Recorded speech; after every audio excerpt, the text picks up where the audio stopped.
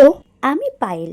তো আজকে খুব সহজ পদ্ধতিতে বাড়িতেই বানিয়ে নিলাম পাপড়ি চাট। তো যারা খুব পাপড়ি চাট লাভার আছো, খুব সহজ পদ্ধতিতেই বাড়িতে এইভাবে পাপড়ি চাট তৈরি করে নিতেই পারো। তো সবারই আশা করি খুব পছন্দ হবে, ভিডিওটি পুরো দেখতে থাকো। জানো তো, অনেক দিন ধরেই খুব ইচ্ছা করছিল পাপড়ি চাট খাওয়ার, তো বাইরে সেরকম যাওয়া হয়ে ওঠেনি, তার জন্য বাড়িতেই বানালাম। এরকম সুন্দর করে সহজ পদ্ধতিতে যদি পাপড়ি চাট বাড়িতেই বানিয়ে নেওয়া হয়, তো বাচ্চাদের, বুঝতেই পারছো বাচ্চারা কতটা খুশি হবে আর কত এনজয় করে এটা খাবে ওরা।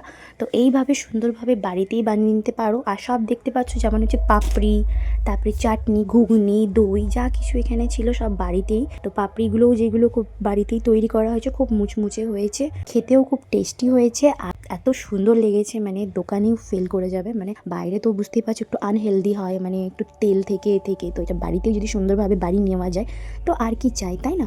তো এরকমভাবে সব কিছু ইনগ্রিডিয়েন্টস যা যা ব্যবহার করেছি সব কিছুই বাড়িতে বানিয়ে নিতে পারবে।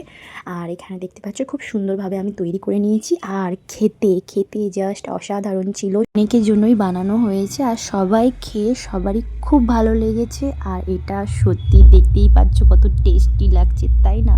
তো আর কি, তোমরাও বানিয়ে নিতে পারো। এই রকম আরও টেস্টি রেসিপি পেতে পেজটি ফলো করে নাও।